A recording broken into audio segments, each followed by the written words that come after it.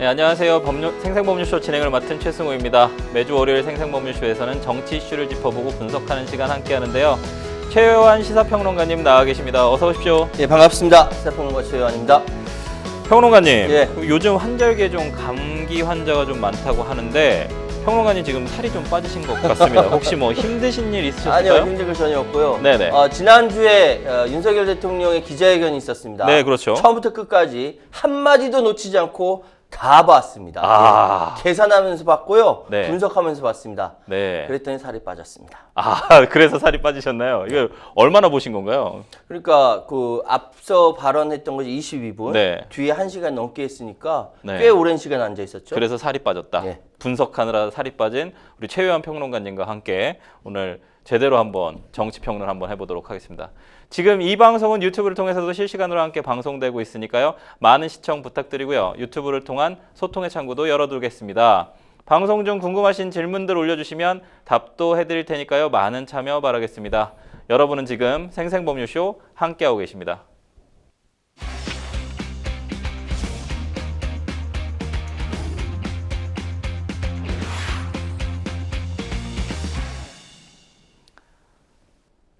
첫 코너는 생생 코멘트입니다. 생생 코멘트는 각 분야에서 화제가 되고 있는 인물들과 이슈를 주제로 그 말을 하게 된 배경과 의미를 다양하게 풀어내는 코너인데요.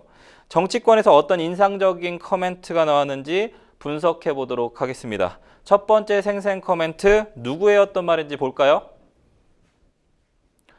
분을 넘는 욕심이다. 누가 누구를 저격한 말인지 좀 궁금한데요. 누굴까요? 국민의힘 내선 친윤 핵심인 이철규 의원의 원내대표 불출마를 놓고 좀 여진이 이어졌었는데 어떤 박정훈 국민의힘 서울 송파관 당선인이 배현진 의원에 이어서 분을 넘는 욕심은 자신을 무너뜨리는 법이다라고 하면서 이 이철규 의원을 직격하고 나섰습니다. 원래는 뭐 원내대표 했으면 좋겠다라고 얘기했다가 원내대표 안 나오는 게 맞지 않느냐라는 취지로 지금 이 얘기를 한 건데 평론가님 어떻게 보시나요? 박정훈 서울 송파구 갑구의 당선자입니다. 그렇죠. 예. 당선인이란 말이 잘못된 것 같아요. 당선자가 맞습니다. 당선자. 지금 원내대표 유력 후보로 이철규 의원이 거론될 무렵에 네. 공개적으로는 불출마를 촉구한 당선자가 정작 자신과의 통화에서는 출마를 권유했다. 그러니까 네. 이전에 이철규 의원한테 출마하세요. 네. 출마하시죠. 네. 라고 했는데 나중에 출마하려고 하니까 출마하지 마. 네. 라고 이중 플레이했다. 이중성을 지적했다라는 건데 그 사람이 두 사람이다. 누구냐? 첫 번째 배현진, 두 번째 지금 얘기가 나온 박정훈 당선자라는 거죠. 네. 그러니까 이 상황에 대해서 네. 저는 혹시 우리 최 변호사님은 모르겠는데 네. 저는 기자들과 인터뷰를 많이 하다 보니까 네. 저는 모든 통화를 다 녹음합니다. 네. 예. 그렇겠죠. 모든 통화를 저는 네. 이렇게 딱 해서 녹음을 네. 하는데 배현진 의원은 네. 유독 그렇게 하진 않았는데 네. 이철규 의원과 통화할 때는 녹음했다라는 거예요. 네. 그리고 깠다는 거죠. 네. 그러니까 사실 이 상황은 이철규 의원을 제대로 저격한 사건인데 네. 배현진 의원이 그 통화 기록을 내 보이면서 네. 나는 무관하다. 나는 아니다. 나는 아니다. 나는 아니다. 그러니까 이철규 의원이 배 의원이 아니라 초선 당선인이다 이렇게 얘기했어요. 네. 예. 그러면서 이걸 굉장히 정치권에 많이 쓰는 그렇죠. 사례인데 소위부답. 서희부답. 웃을 뿐 대답하지 않는다. 네. 소위부답이 어디서 나온 줄 아세요? 저도 웃고만 있지 않습니다. 예. 중용에서 나왔답니다. 네. 근데 우리나라의 대단한 시인 김상용 시인이 네. 나무로 창을 내겠소의 네. 시 맨 마지막에 뭐라고 했습니까? 왜 사녀건 웃지요. 웃지요. 예, 소위부답. 네. 사실 이건 아닌데 네. 이철규 의원이 이렇게 얘기해요. 그러니까 배현진 의원에 대해서는 그냥 SNS에다가 네. 소위부답 여기다 네. 애들러 올려놓고 대응하지 않겠다라는 네. 것이거든요. 네. 그런데 그 이후에 이렇게 얘기해요. 내가 할 말이 있어요. 나는 동쪽을 보고 있는데 서쪽에서 소란이 있네? 네. 이게 무슨 소리야? 네. 나는 배현진이랑 관계없어. 배현진이랑 이야기한 적 없어. 네. 그런데 배현진 의원 혼자 저렇게 이야기한다. 그러니까 이철규 의원은 빠져나왔죠. 네. 누구냐 했을 때 초선 당선인. 그러니까 그다음 이야기 나오는 것이 바로 박정훈 당선자가 이야기가 나오는 겁니다. 그렇죠. 그러니까 박정훈 당선자 바로 이야기해요. 덕담식으로 네. 아이고 우리 최 변호사 이번에 원내대표 출마하셔야죠. 이렇게 그러니까 했다는 사실 거예요. 자기 마음속에는 원내대표 안 나갔으면 좋겠는데 네. 그래도 덕담식으로 네. 그 나이 많으신 이철규 의원한테 원내대표 나가시죠. 4월 10일 날 네. 총선이 있는데 네. 3월 10일은 국민의힘에서 이 판세가 나쁘지 않았거든요. 아직 근데 당선도 되지 않은 사람의 그럼 3월에 아니 이철규 의원은 어쨌든 출마하면 당선된 지역이니까. 그러니까. 네. 그러니까 거기다가 다음 의원 하실 때 원내대표 하시죠. 덕담을 얼마든지 이야기할 수 있어요. 정치인들은. 총선도 전에. 네, 총선도 전에 한 달 전에 네. 그 얘기를 했는데 지금 이야기는 뭐냐면은 네. 총선 끝나고 나서 네. 원내대표 하라고 얘기했다. 불출마해라. 네. 나중에 그 공개적으로 불출마해라. 이중성이다라고 이철규 친윤 핵심 의원이 이렇게 이야기해서 난리가 난 겁니다. 박정훈 당선자가 이중인격이다. 네. 이렇게 비판을 한 그렇죠. 건데 박정훈 당선자가 이철규 의원하고 관련된 최근 일화를 또 공개를 했습니다. 또 저격에 맞서서 또 저격을 했는데 박 당선자로서는 좀 굉장히 모욕감이 느껴지는 일이 있었다고 하던데요. 이게 좀 재밌습니다. 원내대표 후보 등록 마감 하루 전에 네네. 모 예식장에서 네, 모 예식장에서. 그러니까 뭐 지인 예식장에 같이 갔겠죠. 네네네, 그렇죠. 뭐 관계자겠죠. 네네네. 딱 마주쳤는데 네. 아이고 의원님 안녕하십니까? 라고 박정훈 당선자가 누구시더라 이런 거예요. 누구시더라고요. 네, 아니, 전화 그러니까 통화도 했는데. 여기서 얘기는 네. 자신을 아냐라는 식의 대응을 했다라는 거예요. 이철구 의원이요? 이철규 의원이. 그러니까 이게 뭐냐면은 극적으로 표현해서 아이고 최 변호사님 반갑습니다 했는데 누구시더라? 이렇게 된 거예요. 네. 근데 생각해 보십시오. 이 상황이 네. 이게 당선자지 않습니까? 네. 당선자면 국회의원 예비 국회의원 둘 다 당선자죠. 그렇죠. 예. 서로 간에 모를 수가 없어요. 그러니까 아이고 반갑습니다. 누구시더라? 뭐 이래 버리면 심지어 같은 당이고. 그럼요. 같은 당이고 손 내민 사람이 굉장히 머쓱해지고 네. 어떤 면에서는 굉장히 모욕감을 느낄 수가 있는 거예요. 그러니까 일련의 사건, 그러니까 소위 배현진 의원의 파일 녹음 공개 사건이라든지 네. 이철규 의원이 누구시더라? 이 부분에 대해서 박정훈 당선자가 이걸 다 생각하니까 이렇게 이야기한 거죠. 예. 이전 투구로 막 벌어지니까 분을 넘는 욕심은 자신도 무너뜨리는 법이다. 이게 좀 굉장히 뭐랄까 철학적이라고 얘기해야 되나? 이렇게 좀 표현하네요. 박정훈 당선자 입장에서는 좀 모욕감 느낄 수 있을 것 같습니다. 근데 그렇습니다. 총선 지금 참패한 상황인데 벌써부터 뭔가 또 내분이 있어 보이는 약간 이런 건데 뭐 지도부에서는 단일 대우 각성하자 약간 이런 느낌이거든요. 근데 이거 우려 섞인 시선 좀 나옵니다. 많이 나오죠. 근데 정치인은 네네. 나중에 또 말씀드리겠습니다만 네. 신문 부고란에 자기 이름 실리는 거 빼놓고 네. 이게 이름이 무조건 나오는 게 다 좋아합니다. 많이 노출될수록 좋다. 노출되면 노출될수록 네. 좋죠. 그렇기 때문에 사실은 단일 대우 깨진다 뭐 이렇게 얘기하는 것이 네.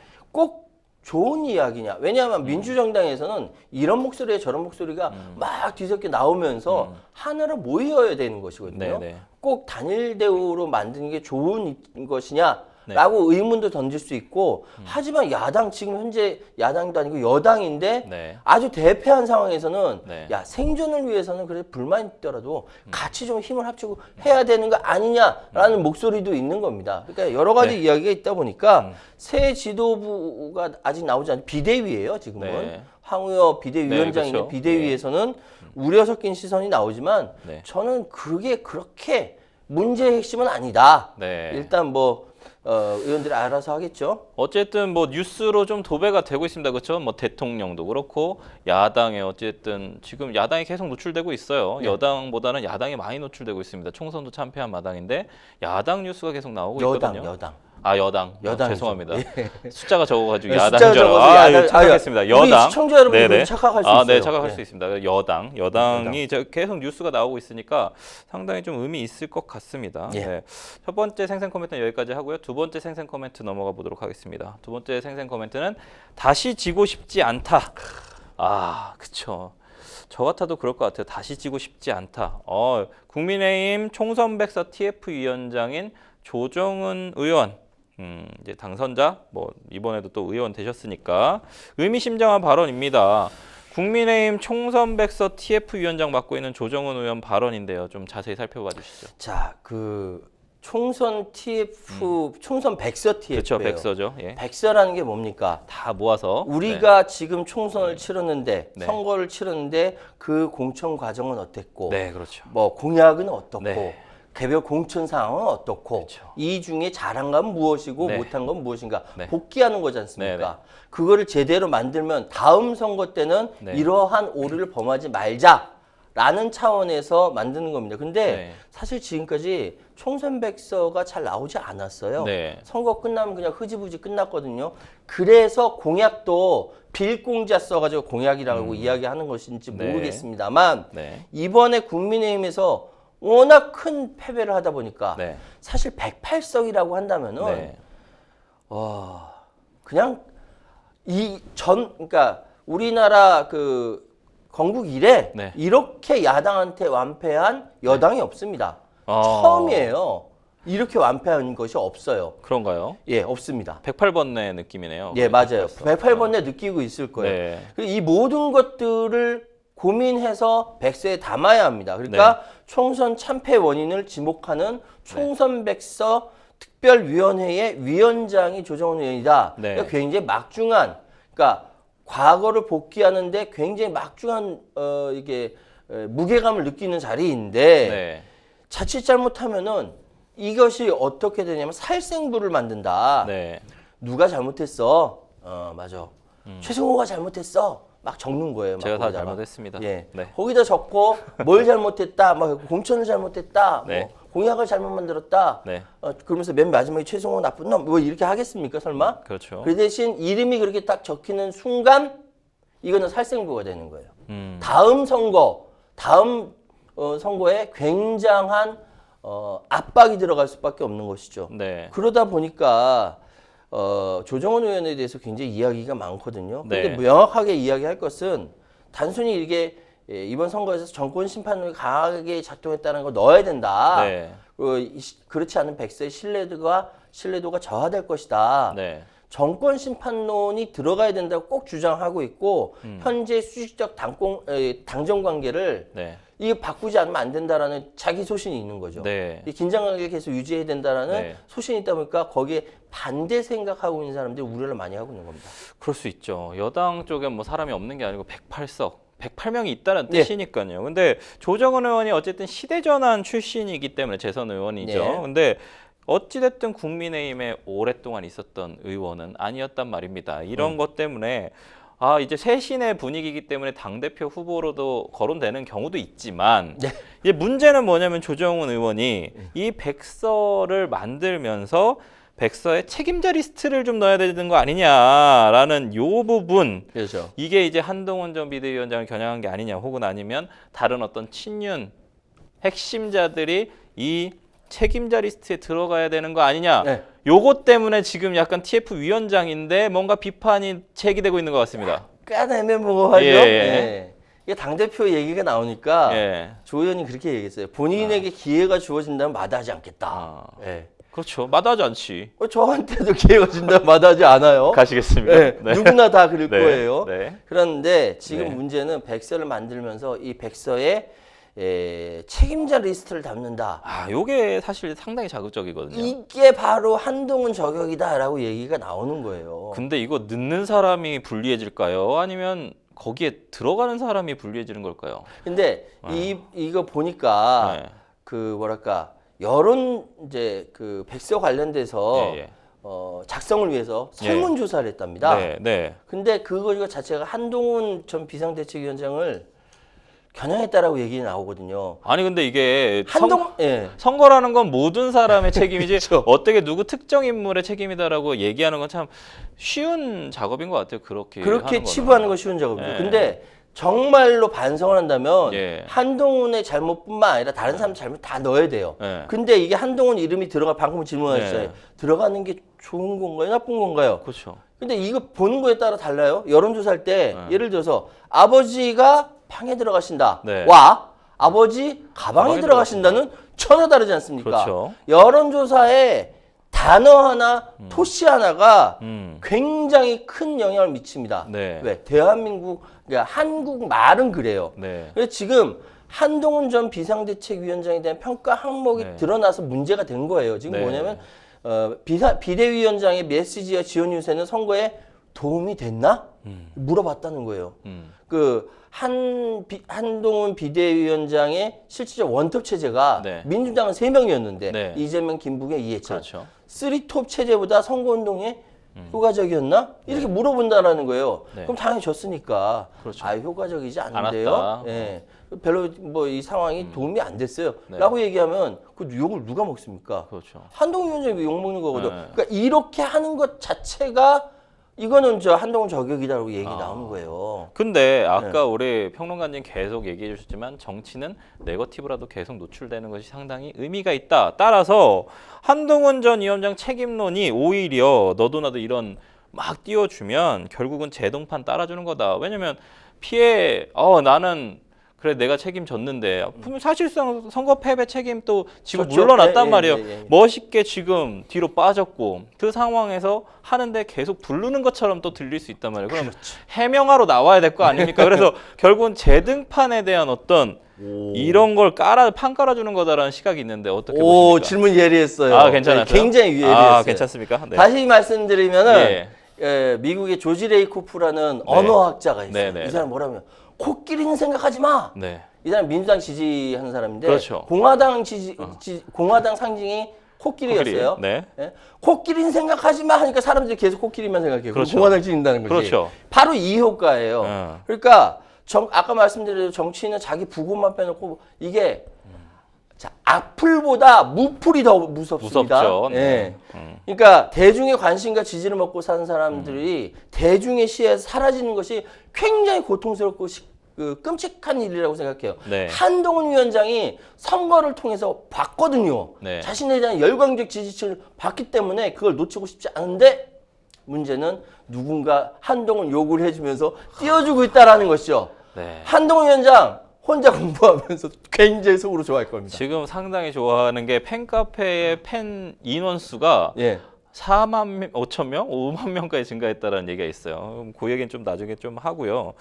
국민의힘 총선 백서 다음 달 중순 공개 예정이라고 하는데요. 예. 조정은 의원은 TF 위원장 계속 뭔가 문제가 지금 생기고 있습니다. 뭔가 안 좋은 소리도 나오고요. 근데 다음 달 중순에 공개 예정이라는데 진짜 이런 정략적이거나 정치적인 거나 뭔가 인기 말고 네. 평론가님 진짜 백서에 뭐 담아야 됩니까? 저는 핵심은 이야기가 나왔어요. 네. 그러니까 저는 총선 책임자 리스트는 네. 담든지 안 담든지 어쨌든 그쵸. 네. 뭐 한동훈 이름 들어갈 거고 네. 그리고 들어갈 게 윤석열 대통령이라고 생각하는데 그러겠죠. 예, 그러겠죠. 문제는 왜 그러느냐 그 이유가 들어가야 됩니다. 네. 지금 민주정당 사이에서 네. 당과 정이 수직적 관계이고 네. 아무리 정당에서 막 당에서 이렇게 막 얘기를 해도 정부에서 들어주지 않고 대통령이 귀 막고 있으면 소용이 없다라는 것. 네. 대파가 875원이라고 말도 안 되는 이야기가 나온 것. 네. 이런 것들이 다 어디서 나오냐면 소통 오류에서 나온 거지 않습니까? 이걸 잘 극복하자라고 이 핵심 내용. 이 핵심 내용이 들어간다고 한다면 굳이 뭐 물론 이제 박명호 동국대 정치외교학과 교수님이 그 학계에 대표로 참여해서 책임자 리스트가 있어야 된다라고 말씀하셨지만 네. 꼭 그렇지 않아도 네. 책임자는 누군지 다 알고 있다. 네. 예, 그 이야기입니다. 그러니까 이게 사실은 원인 분석을 해서 백서를 쓰는 이유는 원인 분석을 해서 국민의힘이 또 국민들의 사랑을 받기 위해서 이런 분석을 하는 거지 않습니까? 그런 백서를 출간하는 이유도 거일 텐데 책임자에만 너무 또 매몰되는 것이 아닌가 이런 비판이 좀 있고 네. 또 한 개개인 뭐 위원장의 책임이다 뭐 이렇게 좀 바라보는 시각들이 있는데 그렇게 되면 국민의힘이 계속 사랑을 받지 못할 가능성이 있다는 부분을 좀 우회적으로 평론가님이 말씀해 주신 것 같습니다. 저희 두 번째 생생 코멘트 마치고 세 번째 생생 코멘트 넘어가 보도록 하겠습니다. 세 번째 생생 코멘트는 한동훈 오늘도 도서관 왔더라. 방금 얘기했던 것처럼 지적인 이미지이지 않습니까? 우리 한동훈 전 비대위원장 인기를 좀 증명해주는 멘트 아닐까 좀 싶은데요. 저기 방금 이야기 네. 나온 거는 네. 강남에 있는 주민이 양재도서관이요, 얘기한 거. 양재도서관. 예, 강남구 주민이 이야기한 거고. 그렇죠. 예. 그쪽 주민이겠죠.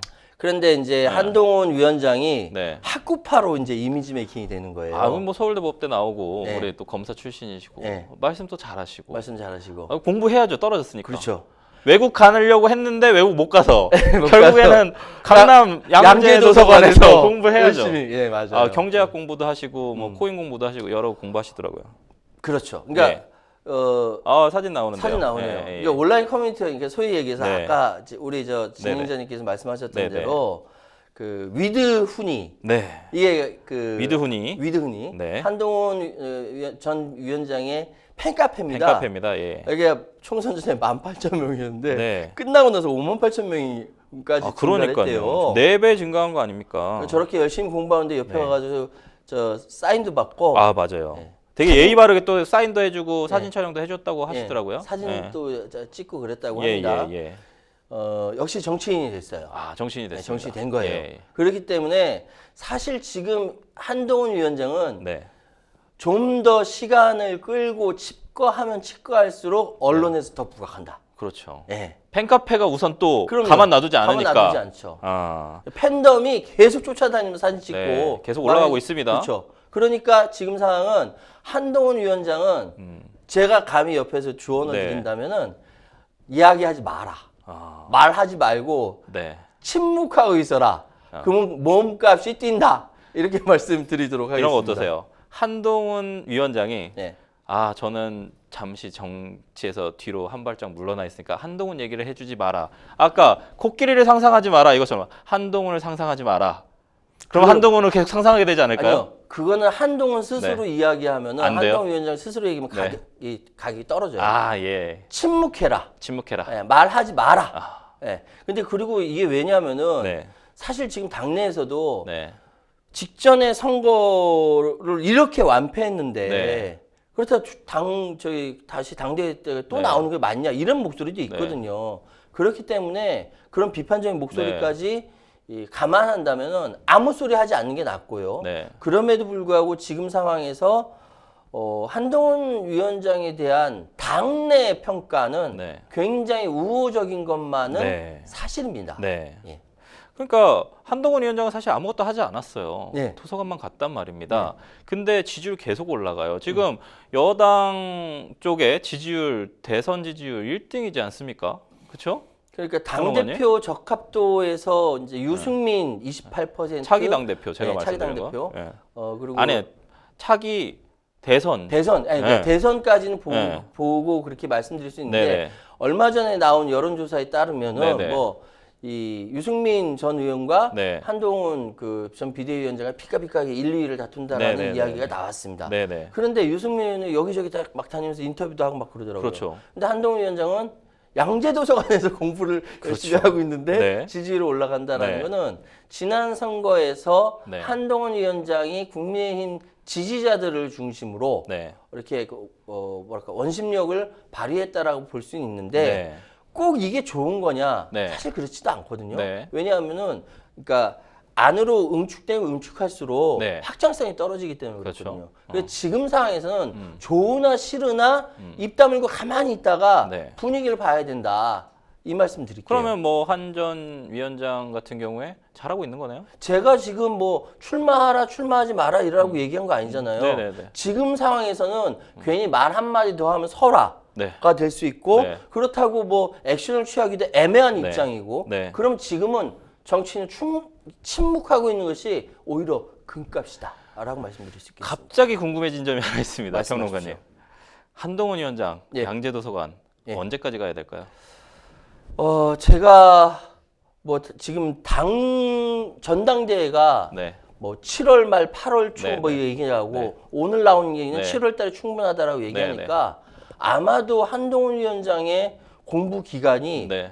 제 생각엔 그리 길 것 같지가 않아요. 아, 진짜요? 예. 전당대회를 맞출 거다라는 말씀이신 거예요? 전당대회 출마할 가능성이 개연성 점점 높아지고 있습니다. 아, 그래요? 예.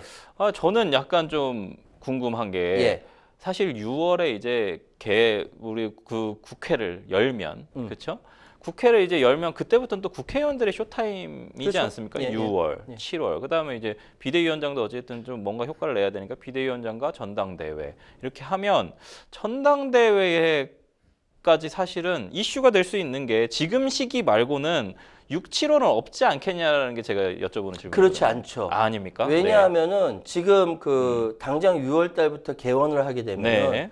양당이 무엇을 합니까? 상임위 협상이 그렇죠. 해야 되고요. 예, 예. 서로 간에 치고받으면서 줄 건 네. 주고 받을 건 받으면서 네. 치열하게 할 텐데 네. 지금 상황에서 원내에서는 네. 원내대표가 역할을 할 것이고요. 네. 그러니까 아까 말씀드렸던 네, 네. 그리고 야당에서는 원내대표가 네. 서로 치열하게 하지만 네. 이쪽 당대표가 없잖아요. 네, 네, 비대위원장 있잖아요. 네, 네, 네. 비대위원장 한시적인 겁니다. 네. 그래서 홍준표 대구시장이 네. 황우여 비대위원장한테 관리형 비대위원장은 관리만 잘하라고 이야기를 하는 거예요. 네. 그 실질적인 핵심이 누가 될 것이냐에 대해서 네. 여전히 목마름이 있는 겁니다. 당 내에서도. 당대표에 대한 목마름이 있다. 예. 네, 알겠습니다. 6월 달 상당히 좀 재밌어질 것 같습니다. 여당 쪽 분위기도 그렇고 야당 어떻게 하죠? 근데 저희가 이 뉴스픽스를 전부 다 여당 쪽만 지금 또 소개한 게 네. 아마도 지금의 현재 상황의 분위기 이런 것들을 반영하는 것이 아닌가 약간 이런 생각이 좀 듭니다.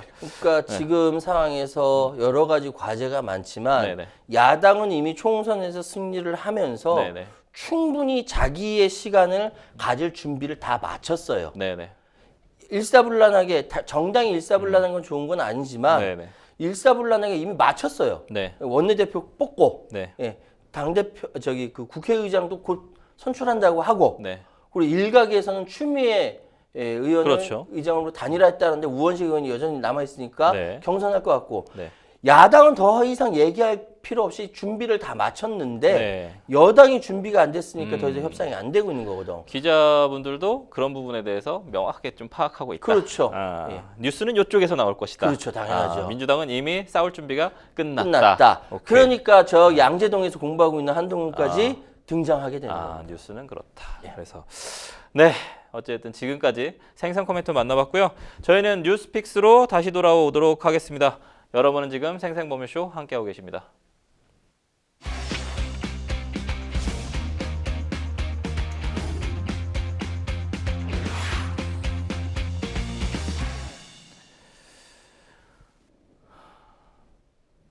네, 분야별 가장 핫한 소식을 집중 분석해 보는 시간 뉴스픽스 시작합니다.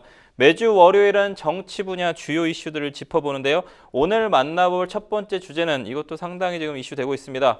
최상병 특검법 윤 거부권 시사 여야 극한 대치입니다. 정말 극한 대치 계속 가고 있어요. 제22대 국회 원내사령탑 선거가 끝나면서 전국의 어떤 최대 현안은 특검법입니다. 야당은 최상병 특검법 통과에 고삐를 좀 재고 있고 윤 대통령은 사실상 거부 의사를 밝히면서 여야가 극한의 대치 국면에 접어들었는데요. 평론가님, 예. 우리 아까 계속 여당 상황 계속 얘기하고 있습니다. 근데 어쨌든 야당 쪽의 의견대로 민주당 쪽의 의견대로 조국혁신당의 의견대로 딸려갈 생각은 전혀 없어 보입니다. 계속 대통령 기자회견도 하고 했는데 아마도 이게 일선에서 막아야 그 후선에 있는 어떤 또 다른 특검법 이런 것들에 대한 반영이 분명히 된 거겠죠. 그렇죠? 평론가님? 분기점이 네. 지난 저를 살 빠지게 만든 대통령 기자회견이었어요. 네, 살 빠지셨어요. 네. 대통령 기자회견을 통해서 네. 명확하게 입장을 표명했으면 좋으련만 네. 그 대통령 기자회견이란 이 자체가 네. 많은 사람들에게 불만을 갖게 만들었습니다. 네. 이게 어떤 여론조사를 면인가요? 통해서도 나와요. 네. 왜 했냐? 라는 이야기가 나오고 있는데 네. 그 다음 나오는 것이 최상병 특검에 대해서 이거를 정치 공세다. 네. 김건희 여사 특검에 대해서 이것도 정치 공세다라고 얘기하고 있는 상황이기 때문에 네. 모두 다 정치 공세로 규정할 바에야 왜 여론 기자회견을 했냐라는 이야기가 나오죠. 더군다나 지금 최상병 특검을 거부한다라고 한다면은 네. 현 정부 들어서 거부권만 10번째 행사하는 것이고 네. 그래서 이번 주에 행사한다. 오늘은 월요일이니까 네. 화요일, 수요일 뭐 얼마 후에 행사할지 모르겠습니다만 이렇게 행사한다라는 거 아니겠습니까? 네. 일단은 김수경 대통령 대변인이 네. 대통령이 충분히 검토하고 고민을 많이 한 다음 결정할 것이라고 이야기를 하면서 그 시한을 이번 주가 아닌 다음 주 네. 21일을 전후에 처리할 가능성도 내비쳤다라는 것이죠. 네. 자, 보십시오. 지난주에 기자회견을 했는데 그 상황, 후폭풍이 어떻게 되는지 살펴보고 이번 주에 할까 하다가 안 되니까 다음 주로 넘길 수도 있다라고 이야기가 나오는 네. 겁니다. 그러면은 최상병 특검이 어쨌든 여당과 정부의 불리한 아젠다이기 때문에 네. 이건 계속 야당이 주도로 이슈로 끌고 갈 수밖에 없다라는 거예요. 네. 여당은 그리고 국민의힘은 계속 끌려갈 수밖에 없다라는 네. 거거든요. 그럼 이 상황은 아무리 추경호 원내대표가 능력이 있고 그렇죠. 박찬대 원내대표가 능력이 없다 만약에 네. 없다 손치더라도 야당이 이길 수밖에 없는 아젠다다 이렇게 말씀드리겠습니다. 그래서 야당인 민주당은 이 시간을 놓칠 수가 없어요. 예. 아까 계속 말씀드렸지만 여당 위주로 지금 뉴스들이 상당히 편성돼서 나가고 있어요. 지금 아무 활동도 안 하고 있는 한동훈 전 비대위원장까지 끌어들여서 지금 이슈를 거의 다 먹고 있단 말이에요. 그러니까 지금 대통령의 기자회견 민주당 쪽에서는 너무 땡큐죠. 그래서 이 최상병 특검과 관련해서 범야권 정당들이 수용 촉구하면서 해병 특검법 수용을 촉구하면서 지난 주말에 총력전 들어갔습니다. 그래서 해병 대원들의 700km 연대 행군과 함께 참여를 하고요. 예. 용산 대통령실 앞에서 기자회견을 여는 등 좀 압박 수위를 높이고 있습니다. 평론가님, 저는 근데 제 개인적으로 궁금한 점이 있습니다. 이게 아까 말씀하신 것 중에 대통령실 사실 경제 정책 잘하고 있다. 지금 뭔가 우리나라 뭐 OECD에서 경제 성장률 상당히 높이 잡고 있다. 이런 부분들 그 부분 다 인정합니다. 근데 국민들이 듣고 싶은 건 좀 다른 그게 얘기인 아니죠. 것 같아요. 예. 그래서 요 질문 하나 하고 싶습니다. 네. 기자회견 왜 한 건가요? 정확하게 말씀드리면은 기자회견을 한 이유는 시간 벌기입니다. 시간 벌기다. 예. 지금 상황에서 원래는 총선 끝나고 나서 네. 지금 그 국무총리가 사의를 표현했어요. 표명했죠. 예. 바꾸겠다라고 했고 네. 그리고 민정수석을 네. 신설한다라고 하고 그다음 기자회견을 했어요. 네. 근데 기자회견이 효과가 있었느냐? 네. 이 밑에서 이렇게 하는 사람들은 효과가 있습니다라고 얘기하지만 실제로는 효과가 없는 걸로 확인이 되고 있어요. 그런데 그럼에도 불구하고 얻은 이득은 뭐냐면 시간 벌기예요. 아, 그러면 지금 약간 대통령실은 뭔가 막혀 있다. 막혀 뭔가 아무런 아이디어도 나오지 않는다. 빠져나갈 구멍이 없다. 아이디어가 있으면 이런 식의 기자회견을 하지 않았겠죠. 아, 그래요. 그래서 사실은 방금 질문하셨던 네네. 왜 했나요?라고 해서 네. 결론적으로는 시간 벌기인데 네. 문제는 지금 야당이 계속 압박 수위를 높이고 있는 네. 것에 대한 답이 없다라는 겁니다. 네. 해병대는 지금 난리가 났어요. 네, 그렇죠. 지금 심지어는 그 최수근 상병이 이렇게 급류에 휩쓸려 네. 갈 때 같이 휩쓸렸던 맞아요. 그 2명의 생존 해병이 네. 윤석열 대통령의 공개 편지를 통해 네. 거부권을 행사하지 말아달라고 요청을 할 했어요. 정도입니다. 네. 그러니까 핵심은 그거예요. 네. 아니 이 상황에서 하천에 구명조끼 없이 들어가게 한 사람 누구냐? 그렇죠. 어? 이게 사람이 죽었단 말이죠. 사람 지금. 죽었단 말이죠. 예. 이 누가 책임져야 되느냐? 왜 아직도 진실이 밝혀지지 않느냐? 네. 라고 하면서 지금 해병들이 울고 있는 거예요. 제가 사진을 하나 근데 보였는데 수영도 엄청 잘하는 해병입니다. 그렇죠? 그렇죠. 그거는 수영과 물 이제 저는 이 사진 보면서 저도 울었는데요. 울 수밖에 없죠. 왜냐하면 이 젊은 친구들이 제 아들 나이 또래예요. 아니, 무슨 죄가 있습니까? 무슨 죄가 있어요? 군복무를 나를- 하는 친구들이. 그렇죠. 그러다가 옆에 있던 같은 동료가 휩쓸려 들어갔는데 몇 네. 개월 동안 네. 이게 왜 죽었는지 누가 책임을 졌는지 나오지 않는 겁니다. 진상규명은 꼭 필요한 게 아닐까라는 생각이 좀 드는데 이게 대통령실한테도 상당히 부담이 되고 있는 상황이에요. 근데 대통령이 얘기한 건 사실 절차적인 문제점에 대한 얘기거든요. 네. 이게 계속 안 먹히고 있어요. 그러니까 대통령실은 최상병이 죽은 거나 이런 부분들에 대한 안타까움은 충분히 공감을 하고 있는 것 같아요. 왜냐하면 당연히 이제 군인이잖아요. 군인을 지켜야 하는 게 또 대통령이니까. 근데 절차적인 특검법이 가지고 있는 절차적 문제점, 법조인으로서 뭔가 문제점을 지적한 것처럼 보인단 말이죠. 예. 근데 지금 국민들이 요구하는 건 그게 아니죠. 네. 예.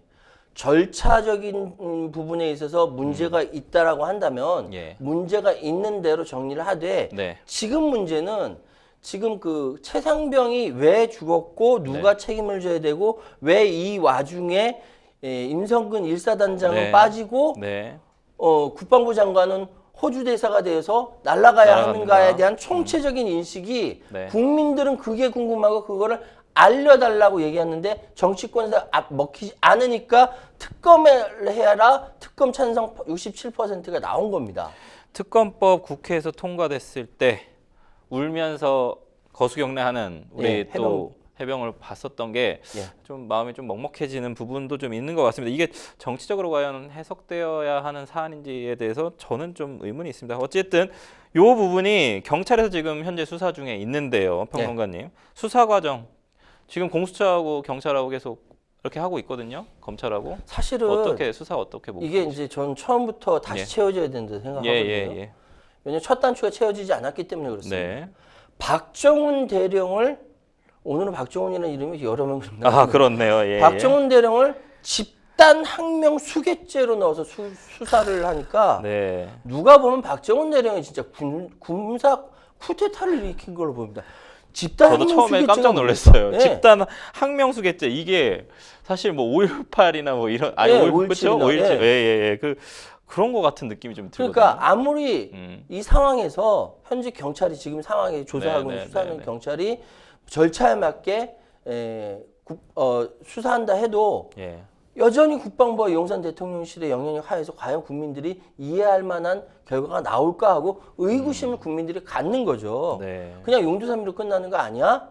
임성근 1사단장이 관련된 이야기가 굉장히 많은데 이제서야 공수처에서 부르네? 이게 뭐 하는 거냐? 이게 나라냐라고 묻고 있는 겁니다. 이런 상황에서 국민의힘 좀 재표결 때 이탈표 관련된 좀 단속이 좀 숙제로 남았습니다. 추경호 신임 원내대표의 단일 대우 일성이 좀 무색하게 안철수 의원은 당론과 어긋나더라도 찬성표를 던지겠다라고 했습니다. 그날은 또 찬성표를 안 던졌단 말이에요. 걸어서 나갔죠. 그러니까요. 그래 그 부분에 대해서 약간 좀 비판. 왜냐면 그 전에는 찬성표 나 계속 던지겠다고 하다가 갑자기 또 나갔고 그러고 나서 어떤 뉴스나 이런 뭐 보도가 있으니까 다음에 거부권 행사돼서 오면 재표결할 때는 난 찬성표 무조건 던지겠다. 이렇게까지 얘기를 했습니다. 이런 어떤 재표결 때 이탈표 단속할 수 있는지 아니면 이탈표 더 확대될까요? 전 더 확대될 것 같아요. 왜냐하면은 지금 총선을 통해서 확실히 국민의힘 의원들이 선거 때 무지무지하게 고생했다라고 이야기를 하거든요. 낙선자들까지 포함해서 당선자들까지도 무지무지하게 고생했다라고 이야기를 하고 있습니다. 이걸 역으로 거꾸로 이야기하면 뭐냐면은 용산 대통령실에 당에 대한 그립감, 쥐고 흔드는 이것이 약해졌다는 이야기입니다. 근데 이게 거부권 행사를 결심한 것으로 대통령이 황우여 비대위원장은 확신이 섰다. 윤석열 대통령이 거부권 행사할 거다라고 약간 이런 뉘앙스를 보였단 말이에요. 야당 이탈표는 나올 수 있을까요? 야당 이탈표는 왜냐하면 지금 특검을 해야 된다라고 이야기하는 퍼센테이지가 67%나 나왔거든요. 국민들 여론이. 근데 야당 이탈표는 어디서 나올 수 있냐면은 야당에 있다가 여당으로 가서 떨어진 사람들. 야당에서 여당으로 가서 떨어진 사람들. 또는 야당에서 경선에서 떨어진 사람들. 그러니까 이번 국회 내. 이번 국회 내에서. 이번 국회 내에서는 그럴 수가 있죠. 그러나 그것이 얼마나 많겠습니까? 많지 않다고 보이거든요. 지금 최상병 특검에 대해서는 많은 국민들이 의구심을 갖고 있고 이 부분에 대해서는 해야 한다라고 이야기를 하고 있기 때문에 이 부분에 대해서 야당 이탈표는 뭐 한두 편이 있을지 몰라도 크지 상대적으로 않다. 적을 것이다. 예, 네. 그렇게 말씀드리겠습니다. 네, 첫 번째 뉴스픽스 주제는 여기까지 하고요. 저희는 두 번째 뉴스픽스 주제로 넘어가 보도록 하겠습니다. 두 번째 뉴스픽스 주제는 여야 원내대표 추경호 vs 박찬대. 예. 협상의 최대 쟁점은 무엇인가? 이제 조금 있으면 국회 개원한단 말이에요. 22대 국회. 예. 첫 원내 사령탑이 당선자 총회에서 모두 확정이 됐습니다. 특검법과 차기 원구성 등 각종 난제가 산적한 만큼 22대 국회에서의 여야 협치 역시 험로가 예상된다는 관측이 우세합니다. 왜냐하면 또 추경호 원내대표 같은 경우에는 윤석열 정부의 첫 번째 기재부 장관이었지 않습니까? 이런 부분이 있기 때문에 먼저 국민의힘 추경호 원내대표하고 박찬대 원내대표가 일명 교회 오빠하고 추불리로 불리면서 주목되고 있다고 하는데요. 네. 추경호 원내대표의 경우에는 경제부총리 인식이 훨씬 큽니다. 뭐 저 있을 때는 기재위 활동 오래 하셨던 또 네. 의원이시기도 한데 두 사람 어떤 인물인지 간단히 소개 좀 해주시죠. 일단 방금 말씀하셨던 네. 대로 추경호 원내대표는 윤석열 정권의 실세 장관이었습니다. 네. 그러니까 기획재정부 장관을 지내면서 실세 장관이었고 네. 경제는 뭐 추부총리에게 다 맡겼다라는 네. 말이 나올 정도로 네. 윤석열 대통령한테 신임을 얻는 사람이었고요. 네. 뭐 부총리 시절 복장 자유화 추진했다라고 이야기하는 네. 것처럼 그다지 이렇게 크게 격식이나 뭐 이런 걸 찾는 것 같지는 않습니다만 네. 그리고 초대 경제부총리를 맡은 만큼 네. 이 친윤계로도 분류되지만 개파색은 옅은 편이다 이렇게 맞아요. 이야기하고 예. 있습니다. 지금 뭐 적이 없다 뭐 이런 네, 평가를 받으면서 두루두루 친하다라고 이야기하는데 네. 일단은 보좌진들한테 굉장히 신뢰를 받는 실력형이라고 이야기합니다. 네, 네, 네. 그다음에 그리고 이제 박찬대 원내대표는 네. 이재명 대표의 대선 후보 당시에 네, 네. 그 입으로 부르면서 굉장히 좋은 평가를 받았습니다. 네. 예. 음. 나이도 그렇게 많지 않아요. 6, 7년생이에요. 네. 뭔가 추경호 원내대표 같은 경우는 좀 점잖은 느낌이고 예. 박찬대 원내대표는 뭔가 좀 싸움 그런 느낌 아니, 아닌가요? 싸움까지는 아니고 교회 오빠라지 않습니까? 아, 교회 오빠. 네, 여기도 그럼 점잖은 점잖다기보다는 네. 예, 지금 원만한. 원만한. 네, 원만한. 원만한. 이렇게 어필하는 게 나을겠네요. 알겠습니다. 굉장히 그 지역 내 유권자들의 신뢰도 높고 네. 호탕하고 부드러운 성격이 있다라고 이야기를 하는데 네. 일단은 일을 꼼꼼히 처리하기 때문에 네. 지지자들이 알찬데, 네. 기똥찬데 네. 이런 별명이 있다라고 합니다. 네. 한 분은 회계사 출신이시고 예. 또 한 분은 행정고시 출신이신데 그렇죠. 근데 이제 앞으로 다가오는 게 대통령 거부권 관련해서 재표결할 때 요 문제하고 이게 이제 또 전초전이라고 좀 불리는 게 차기 국회에서는 분명히 김건희 여사 특별법 재발의 그다음에 한동훈 특검법까지 예고한 야당이죠. 이거에 대한 전초전이란 분석 적지 않습니다. 어떻게 될까요, 원내대표 두 분? 정치평론가가 참 힘든 직업이 뭐냐면 근거 없이 어떻게 될 겁니다라고 얘기해가지고 하면 안 되죠. 예, 예. 나중에 엄청나게 욕먹는 직업이기도 합니다. 네. 근데 지금 보면은 야당에서 22대 국회를 벼르고 있고 네. 그 벼르고 있는 데에 첫 번째 타깃이 네. 지금 만약에 거부권이 뭐 이렇게 된다라고 한다면 예. 22대에서는 틀림없이 통과가 될 텐데 네. 그래봤자 한 달 차이지 않습니까? 네, 네. 이 상황이 이탈자가 몇 명이 나오냐라는 네. 거지 않습니까? 지금 네네. 뭐 얘기 나오는 것은 50명이 넘는 낙천자와 함께 네. 공개적으로 특검 찬성 의사를 밝힌 의원들이 이제 야당이든 여당이든 그걸 막 이렇게 잡아가야 되는 상황이거든요. 이런 상황에서 또 김건희 여사에 대한 특검, 한동훈 전 비대위원장에 대한 특검까지 특검이란 특검은 온갖 다 이렇게 버무려져 있으니 이 추경호, 박찬대 네. 이 두 의원이 어떻게 이 문제를 해결할 것인가 이것만 있는 게 아니라 맞아요. 상임위 서로 배분해야 네, 되고 제가 그 말씀 좀 드리려고 그랬어요. 예. 다음 달부터 22대 국회 시작되는데 원구성 협상 지지부진합니다. 그러니까. 특히나 이제 국회의장이나 이런 부분들에 대해서 민주당 좀 어쨌든 상원격인 미국에서 상원격인 법제사법위원회, 네. 그다음에 대통령실 대상으로 하는 운영위원회 위원장 모두 가지겠다는 입장이거든요. 그다음에 뭐 기재위원장도 또 욕심낼 수도 있고 정무위원장 욕심낼 수도 있을 것 같아요. 이런 부분에서 추경호 원내대표가 어떻게 좀 이 문제를 해결해 갈지, 또 박찬대 원내대표는 또 어떻게 그것들을 자신들에게 유리하게 끌고 갈지, 또 이게 원내대표하고 또 시청자분들께서는 당대표의 좀 차이를 좀 잘 모르실 수도 있는데,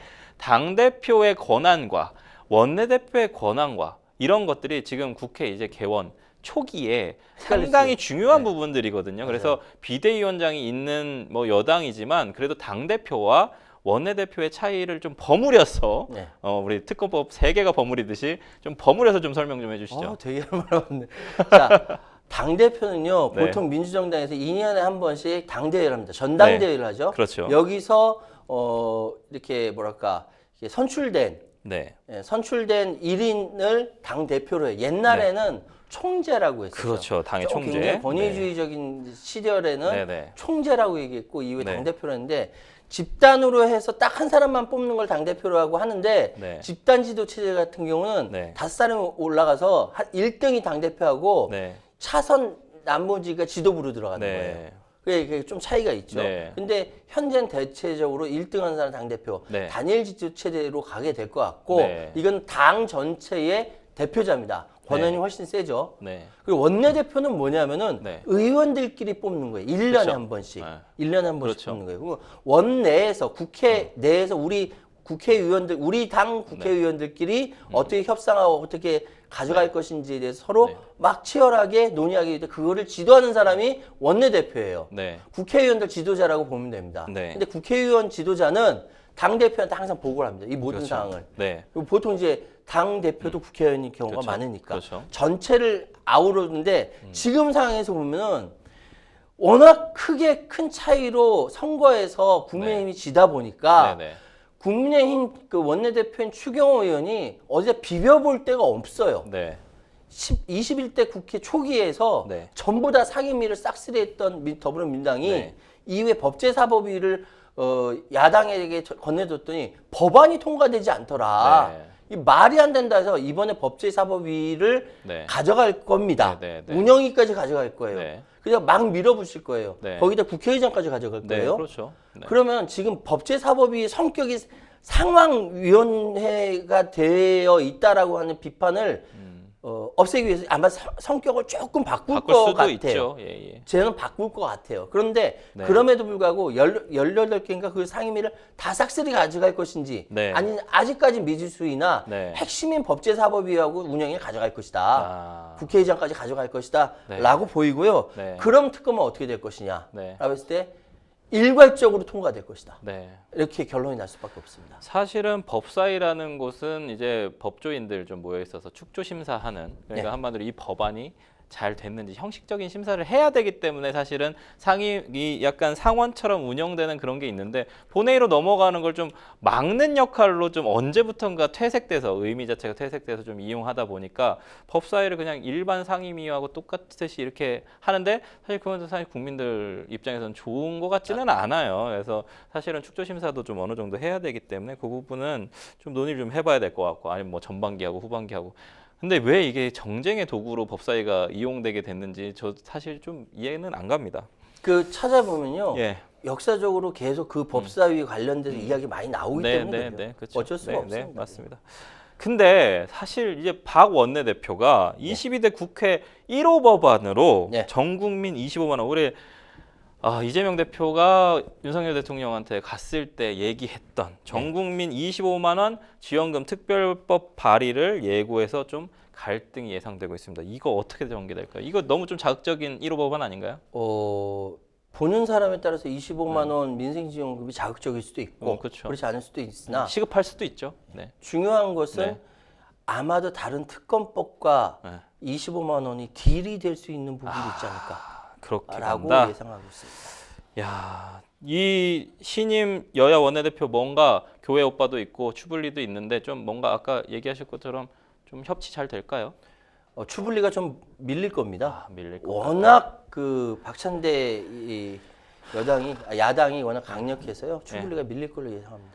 아유, 우리 또 평론가님하고 열심히 달려오다 보니까 생생보물쇼 어느새 마칠 시간이 됐습니다. 오늘 함께 해주신 최유연 평론가님 고맙습니다. 예, 감사합니다. 방송이 끝나도록 상담 접수는 계속되니까요. 변호사들에게 무료 법률 상담 받고 싶으신 분들은 평일 오전 9시부터 오후 6시까지 02557-8295번으로 상담 문의 주시거나 법률방송 홈페이지 법률상담 게시판에 또는 아래 하단으로 나가고 있는 이메일로 접수해 주시기 바랍니다. 생생법률쇼 오늘 이만 인사드리겠습니다. 시청해 주신 여러분 고맙습니다.